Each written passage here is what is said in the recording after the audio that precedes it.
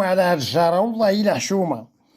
راه كانت هي السبب الرئيسي في الوفاة ديال إكرام، وفي الأخير أنها تتستنكر ماشي هي يعني السبب.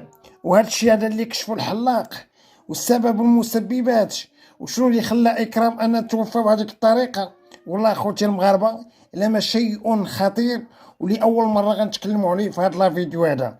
فمستمعين الأوفياء، أنني كنعتذر بعد ما كنا كنبحثوا على معلومات بحول الإكرام، ولكن الحمد لله جبنا لكم واحد الخبر اللي عجل كثير ديال الناس انهم كيتسناوه بخصوص الوفاه ديال إكرام مسلم الاوفياء اللي في العمر ديالها 16 سنه، واللي المت الاب والام بشكل كبير.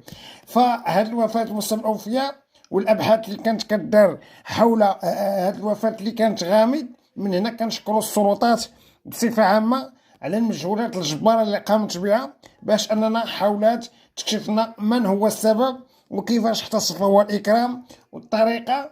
فأكيد أنه كان شيء غريب وخيوط غامضة، ولكن راه كان عندنا واحد الشكوك من عدة نساء، عفوا النساء ديال الجيران اللي كانوا يعني قراب للام الإكرام، واللي اكيد انهم كانت دايره فيهم الثقه هي والاب ديالها.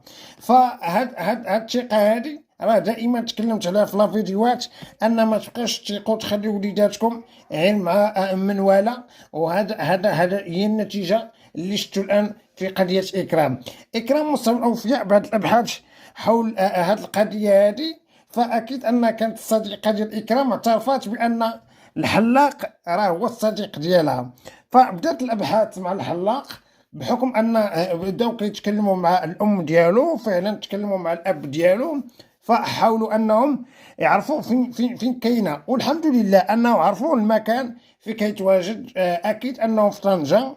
والحمد لله تم العثور على هذا الحلاق هذا. غير هو هذا الحلاق مسلم الاوفياء عنده عده اشياء اللي هي خطيره جدا، واعترف فيها بخصوص ان إكرام ديك الليله يعني مادام جات لعندو حتى راه جات وخبار عدد كثير ديال الجيران، وبحكم انها كانت تسلفات 100 درهم. وهاد الجاره اللي سلفتها اكيد انها كانت يعني هي اللي عندها المعلومات الكافيه، واللي كان النهار الاول انها يعني تكشفهم. فهاد الجاره هذه ما كشفت والو، خبات حتى على ان إكرام راه ما تتقول ما عندهاش النمره ديال الهاتف إكرام، وهي كانت عندها يعني عده اشياء. وكذلك اعترف حتى بالصديقه ديالها كانت عارفه. ولكن السبب ديال الوفاه هذا الشيء هذا اللي بغى يعرفوا عدد كثير ديال الناس. فالسبب ديال وفاه مسلم الاوفياء هو ان ديك القنبه اللي لقاو عند إكرام، او ديك الكرده، هي إكرام هي اللي كانت على هذيك الكرده. وهذيك الكرده مسلم الاوفياء عطاتها ليها من احد الجارات، وهذا الشيء هذا كيعترف فيه الحلاق. هاد الكرده اللي عطاتها هاد الجاره هادي، فاكيد انها قالت لقاتها الإكرام، قالت لها خصك ديها معاك، لان يعني تجمعي فيها يعني بعض شيء، بعض اغراض ولا شي شيء ما. مهم عطاتها. وهذا الشيء اللي كيكشفوا داك الصديق عطاتها ديك الكرده، عطاتها ليها الجاره، او لا إكرام طلبتها ليها. يعني هنا امور كتبقى معلقه ما بين الجاره وما بين إكرام، ما عرفش يعني ديك الكرده فعلا اشنو كانت كدير هاد إكرام. فبعد ما إكرام جات لعند هاد الشخص هذا فعلا يعني وتعرض ليها بالموطور، وحاول انه يهزها. يعني إكرام راه ما مشاتش من على رجليها من تما حتى الفيرما. باش نكونوا واضحين، إكرام راه هز هاد الشخص هذا بالموطور. وشكون اللي كان معاك إكرام ديك اللحظه؟ كانت معها الصديقه ديالها. وهاد الصديقه ديالها اكيد انها كانت عارفه إكرام غتمشي لمراكش. يعني راه دابا جوج ديال العناصر كانوا عارفين ان إكرام غتمشي لمراكش، وفي الابحاث كانوا ناكرين. علاش ناكرين؟ شنو السبب؟ فاللحظه اللي جات إكرام، هذا الاعتراف ديال الحلاق. فاللحظه اللي جات إكرام عند الحلاق وداها يعني قريب للفيرما، ما داش للفيرما بالضبط. فإكرام بدات كتحرق وبدات كتغوت بالحريق.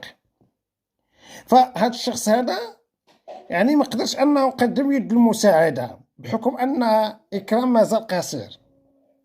اكرام اذا مشات تدها المستشفى او شيئا ما، فاكيد انه كان الشكوك معطيه له، لانه هو واخا يقول ان الصديقه ديالها ولا هذا ما كانش غيعرف الحقيقيه هي.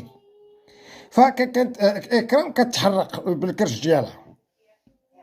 فهاد الشخص هذا مسلم الاوفياء كيقول انني بقيت حداها، فاللحظه اللي بقيت حداها شفتها كتغوت، عيت ما سد فمها، ما بغاش فمها يتسد، وهي بقات كتغوت بشده الحريق.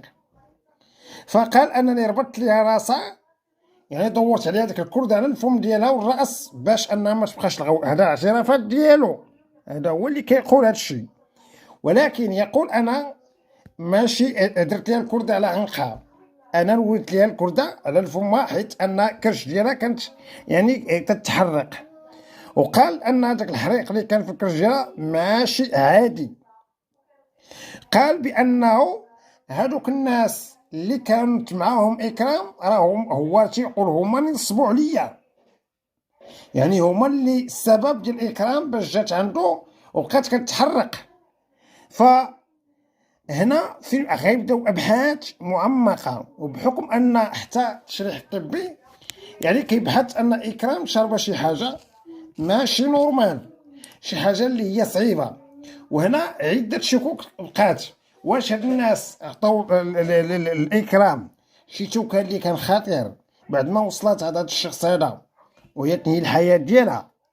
واش هاد الشخص هذا بغى يبرأ راسو بهذا الكلام؟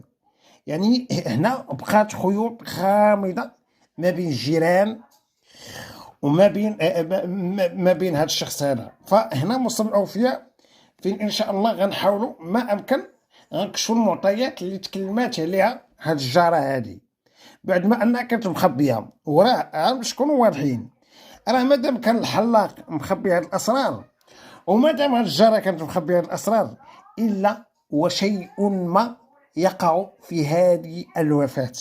فهنا كنقولوا الله ياخذ الحق في اللي كان حيله وسباب، الله ياخذ الحق في هذا الظالم، الله ياخذ الحق في هذه البنيه هذه اللي ظلموها وحرموا داك الاب وحرموا داك الام من هذه البنيه هذه. شنو درت لكم؟ شنو درت لكم هذه البنيه توصلتوها لهذه الحاله، وصلتوا هذا الاب وهذا الام هذه الحاله؟ شنو داروا لكم هاد الناس؟ ماشي حشومه. واش عباد الله، واش الحقد كيرجع الانسان حتى لهاد الدرجه هذه؟ فكنقولوا لا حول ولا قوه الا بالله. فكنشكركم مسلم الاوفياء على حسن تتبعكم. كان معكم نزار اجدي، فكلكم بغيتكم تدعيو مع اكرام في هذا اليوم الجمعه، وتدعيو مع الاب والام، والحقيقه ان شاء الله قريبه غادي نكشفوها، وغادي نقول لكم بالاسماء شكون هما هاد الجيران او شكون هو هاد الحلاق. يعني الاسماء ان شاء الله غتكشف، والصور ديالهم غينكشفوا باش تبقى عبره لعدد كثير ديال هاد الناس اللي كيقوموا بهاد الاشياء. اذا كنشكركم مسلمين الاوفياء، والى اللقاء.